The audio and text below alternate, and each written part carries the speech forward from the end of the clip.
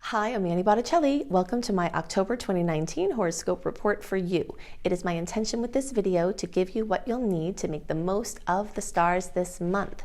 There will be challenges, and I will offer information on how you can make the most of those, and there will be sweet spots, and I will give you dates and all the things that you need to make the most of those. So definitely also check out anniehelpsyou.com for more free resources and all kinds of other things to help you on your starry journey. If you are in resonance with how I teach and you want to learn, then you can also check out at anniehelpsyou.com my astrology apprenticeship program. Definitely go to radicalprayerbook.com to check out my new book, Radical Prayer, Transform Your Life and the World in 28 Days, which is a book of radical prayers and affirmations that will help you create the life of your dreams. It is an Amazon bestseller, and it is a beloved companion to my fellow spiritual seekers, or so I have heard from many people. So what is in the stars for you this month? Hi Virgo friends, welcome to my October 2019 horoscope report for you. October is an interesting month in the way that it's pretty much split in half and the energy is totally different. So the first half of the month until basically around October 12th is finishing off that wide open window that we started in the middle of August, going here until the middle of October for launches, pushes out into the world, anything important, basically a time free from personal planet retrogrades and their shadow periods. When we have those open windows like that, it's akin energetically to having the tides roll out. So if you're trying to set something afloat, get off of a deserted island that you made a boat to escape from, something like that, it's awesome to have these open windows astrologically, and that's what we're finishing up here towards the middle of October. So the first half of October is still this time where there's more clarity, there's more opportunities for pushing your boat out. And then as we move, every day we move from October 12th towards October 31st when the actual Mercury retrograde starts. It's like moving into a cave where every day less and less of the light is visible from the outside and you're moving more internal. So the tides start rolling in when you have these retrograde transits. So it's inward and backward, and it's more about the things right in front of you and inside of you than it is about pushing things way out. So if you have important things you have to do and you're sure about them, you've got that window in the beginning time. If you're not sure about them or they're not quite ready, you can take advantage of this retrograde to really fine-tune things, to get everything perfect, and then you'll have a beautiful launching pad between December 9th and the beginning of February. Very important to note that from the December 9th to beginning of February, that is the last long open window we have free from personal planet retrogrades in a long time, because 2020 is going to be a year of personal planet retrogrades. So if you have something that you're trying to get out, if you have something you want to launch, yes, there will be little bubbles throughout 2020 that you can try to push some things in, but that's amidst these really suffocating but also comforting retrograde energies. And I don't want to give you any impression that retrogrades are bad. They are not. They're just not as great for trying to launch ships that need tides to go out. So they're amazing for lots of things that I will be going over all of this with you and be with you through all of it to tell you the best things to do and how you can best use the energies. But it's important to note that at the beginning of October, you still have some of that free open time. And if anything needs to be revamped, redone, or prepared for the launch, then take advantage of the time between October 2nd and December 9th. The energies are going to be very highly emotional because there is a domination of Scorpio energies. So even though technically we think about the first 3 weeks of October as being Libra time, and thus that is the sun in Libra, but the other personal planets are finishing up their Libra transits right at the beginning of October, and those personal planets, Venus, Mercury, are moving into Scorpio early in the month, joined by the sun later. So the domination of this Scorpio energy is really going to set the tone for the month, and that is highly emotional. Now, the good news is that Scorpio planets do make beautiful aspects with Virgo planets. So you are going to get lots of kisses from the movement of the personal planets through these Scorpio energies. This month is going to be full of surprises, because Uranus, the planet of surprises, is going to have oppositions with all those personal planets as they come and make these 180-degree angles. These don't have to be bad surprises, but sometimes they are not welcome surprises, and I'm smiling because we just don't know how they're going to manifest. This can be anything from this surprise romantic interlude that like rocks your world, either with your partner or however that works for you, or a jostling in money or love that is so unwelcome that you just are completely fried from it. That just the way that these things can manifest, it's a variable. So do know that there are going to be lots of surprises, and a theme specifically for Virgo is going to be very much based in your things versus other people's things, and your finances versus other people's finances, or your merging of them or other people's money. And this also has to do with sharing of information, gathering of information, sharing of information, viewpoints about things close to you and viewpoints about the bigger picture, and abrupt tests to those viewpoints, or abrupt insights that come and change everything. So this energy really is really rich with breaking free from things that were dominating your experience that were not satisfying, and can open you up to a whole new world of wonder in many areas of life.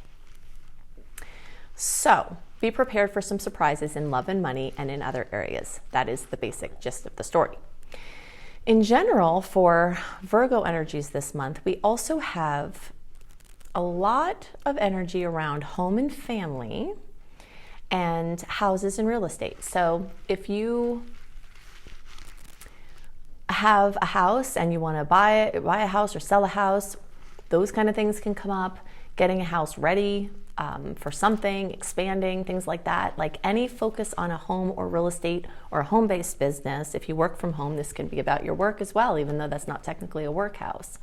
So those are themes that are going to come in for Virgos as well, or just stuff with family relations. And also this house that's being aspected has to do with childhood psychology. So I'm always talking about how the past is relating to your present and your future, because we have imprints of storylines that come from ancestors. I believe that we don't only get imprints through our bloodline, through our DNA of how we look, and now people are seeing how, medical tendencies, but we also pick up perceptions and experiences and karma through the bloodline that are things that may or may not have anything to do with our specific soul's purpose, even for that matter. We're picking up these storylines, and it's part of our work to clear through them. But this is a time when a lot of that's going to come up. In general, astrological transits tend to bring these things up, because anything that's unresolved or unintegrated, if there's a challenging transit, it will come up. But when Mercury is in Scorpio and all these other planets in Scorpio, this is a time to go really deep, really deep. So it's very much about intimacy, relationships, power, how other people have used power, how we use power, money, resources, the mystery. All of those things are really strongly highlighted. But in general, this is a time to have, you have woven your web in the time until around the middle of October. And now you hang out and wait for the food to come to you. So at eclipse time, which we've just passed through, and at retrograde time, which we're just about to step into, it's a time to really see what you've done, how it's bringing things for you, and see what needs to be tweaked when you tweak your web next time, in order to bring in more of what you want. So there are lots of opportunities for that this month. So of course, as usual, I want to go into more details than this. In order to do that, I have to show you the charts. I'm an astrology teacher, so I relish in not just telling you the energies that I think you will be presented with, but also why. So expect a nice astrology lesson here as I drop the charts in, plus more details about how the energies can manifest for you.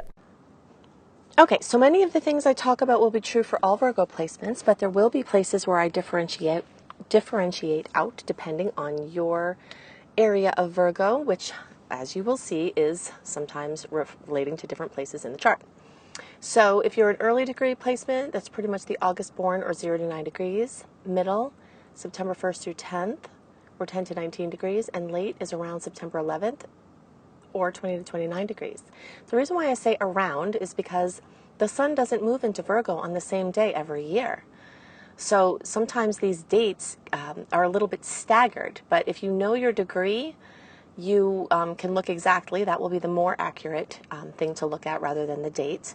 And if you don't know your degree, then wherever you fall in here will be close enough to get you to where you need to be to understand what I'm doing here. Okay, also if you have your Virgo moon or Virgo rising, this report is for you equally as much as for the sun placements, because the sun chart, the moon chart, the rising chart are all windows we look at to see our total astrological picture. So they're all for all of y'all.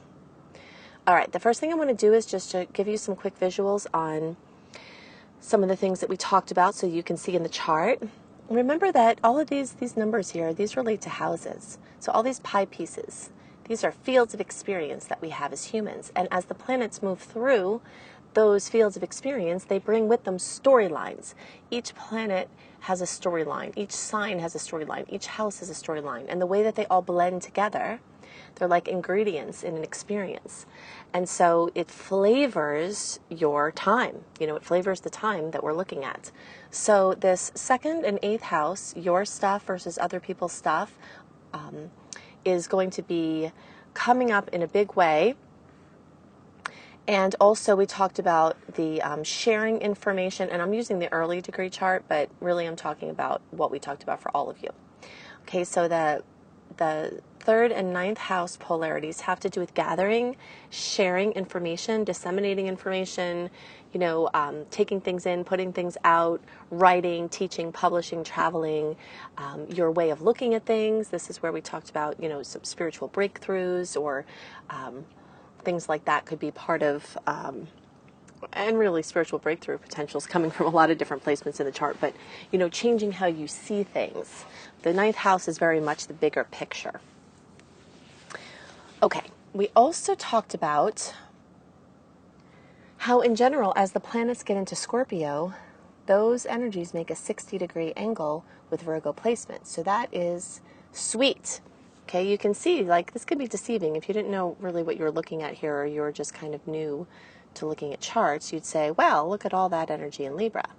And really, we do often consider October to be a time that is Libra time, right? Because the sun is in Libra for more of the month than it is in Scorpio. Then the Scorpio domination, you know, we think it comes into, you know, at the end of October into November, because that's when the sun gets there.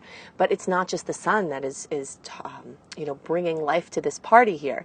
It's all of these planets, and they're at late degrees. So Venus and Mercury are at late degrees. So early in the month, right in the first few days of the month, Venus is going to turn, and then right after that, Mercury is going to turn into Scorpio. So this is, you know, this is a static chart we're looking at. So we have to like breathe life into it by, you know, knowing where the motions are going.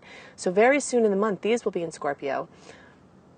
And then later in the month, this will get into Scorpio. And Mercury is going to be in Scorpio for that long stretch of time. So there is this domination of Scorpio energies, even though we do have this Libra stuff going on as well. So because of that, there's this beautiful opportunity of having, you know, I always call it those ingredients on the counter for making a pie. A 60-degree angle usually means you have to do something. So like a 120-degree angle, the trine, often will just bring things to you without you having to do anything. And sometimes you can use it to activate and do even more, but it's just kind of the energy of like sitting down and having things fall in your lap. While the 60-degree angle, those opportunities may seem to fall in your lap, but you have to do something with them. So you can't get mad when you say, Annie, where's my pie? You have to be alert to the opportunities and then do something with them. And a lot of these opportunities are going to be to work on something internally or work on something in the backdrop, especially in the second half of the month. But there will be things that are, you know, geared towards the more outer realms. Okay, so something that, an area of the chart that is both under duress from the challenging aspects and then also on tap to be having some sweetness comes from this 5th house energy. Okay, the 5th house, you can see it's fully lit up for early degree placements. Middle degree placements, this energy looks like it's here, but it's also here, so we have to really read it in both places. So is this. That's why just looking at things can be misleading. You really need to look at the degrees and understand deeper. Like these for the middle are in both places, is basically what I'm trying to say. For the late degree placements, only this planet is really influencing, and as the aspects are made to Pluto, this fifth house is being accentuated. So all early, middle, and late degree placements are having the fifth house accentuated from the aspects that are occurring, okay? So both the squares that have occurred with the Libra placements already, then these planets, as they come to make squares to these Capricorn placements as they move through Libra, and then as the Scorpio placements make 60-degree angles to these Capricorn, these titans, these lords of karma, as all of these aspects are making these meaningful, or these planets are making these meaningful aspects for better and worse, because there are super sweet ones and super salty ones, the areas of life that are being lit up by those aspects, being brought alive by the mathematical connections, are, really the fourth house, mostly with some fifth house influence for late degree, and then both fourth and fifth for middle, and then just fifth house. Now, early Virgos do have fourth home, family, things like that, stuff being brought up with this fourth house sector because Jupiter is there. But the aspects that we're mostly talking about at this time are really having to do more with your fifth house. Okay, so let's talk a little bit more about what those houses mean so you can understand this a little more deeply. The fourth house has to do with home and family and child psychology and, like we talked about, the things that led up until now. So, your ancestral storylines, your things that happened in your childhood, your genetics, just even things related to home and family now, and your real estate and things like that. So all Virgos are going to have home, real estate, family, genealogy, lineage somehow brought up. And again, there are sweet aspects and there are challenging aspects. The middle and late degree placements are having more of the active aspects really, really bringing that fourth house alive, okay, because all of those things we talked about are just bringing them alive. And then all placements, but especially the early and some middle, are going to have those aspects really light up the fifth house. And the fifth house has to do with children, creativity, working with kids, even if they're not your own, romantic relationships, hobbies, things that you're really good at, talents, people who are in the fashion, acting, modeling, comedy, leadership, artistic realms, these are all also accentuated. So anything in those arenas can have sweet opportunities come up, and anything in those arenas can have challenging possibilities come up as well. Okay, so early degree, this is really, really bringing that alive for you. Middle, that's definitely also happening. And for the late degree placements, that house is more of a whisper from the things that we have going on. So I've been talking about how the month is, has sweet and challenging aspects about the same, about an equal amount of each. The sweet aspects are more concentrated between October 13th and October 25th. And from October 15th through October 25th is basically like undisturbed sweet aspect string. So any sweet aspects that occur in the first couple of weeks are all kind of interspersed with a bunch of challenging ones. Same goes for the last week. But in this stretch of time, like after the, around the 15th to the 25th, there's just sweet aspect upon sweet aspect. And a lot of those have to do with Scorpio planets making these 60-degree angles here, like we talked about. But I do expect that month that part of the month to be a little bit smoother as far as the general transits. Of course, we don't know how, how things are going to light up in your personal chart, because the same way all these things are lighting up in the sky, they're also bumping off of things in your personal chart that we can't account for because we don't know those placements. But definitely if you have to do anything, I would do them between the 15th and the 25th, and I would save the other times if you can to like schedule them light, because you might have to be present for some of the drama or challenges that come up. Because the Mercury retrograde energies are getting stronger after the, around the 12th, there's a strong potential of sweetness from the past coming in. And so things that you did before, people from the past, contacts from the past, going back to places you've been, an idea from the past, getting life breathed into it, something like that. There's a strong connection to the past. So these are the things that are most on my mind to show you in the charts. Definitely look for my video, October 2019, Must Knows for All Signs, if you'd like to have more details about other things going on this month that could be helpful for you to have information about the total picture and how you can make the most of the energies. So definitely go to AnnieHelpsYou.com, sign up for my free email newsletter, which will give you access a month ahead to a written version of the general transit so that you have those dates and all that information for your planning. Definitely, if you're interested in learning more about astrology, you can check out my Astrology Basics and Beyond course. And if you want to go deeper, if you think I go into details in the videos, you should see my Astrology Apprenticeship program. So you can see more about that and my other vocational assistance, including a Creating Successful Online Business course. You can check all of that out at AnnieHelpsYou.com. Definitely go to my husband's website, B.R. Newman, which is IamHelios, IamHelios.com. And definitely pick up my book, Radical Prayer. Transform your life in the world in 28 days. You can go to radicalprayerbook.com or search for Radical Prayer and Annie Botticelli on Amazon. I hope you have a wonderful month, and I'll see you next month.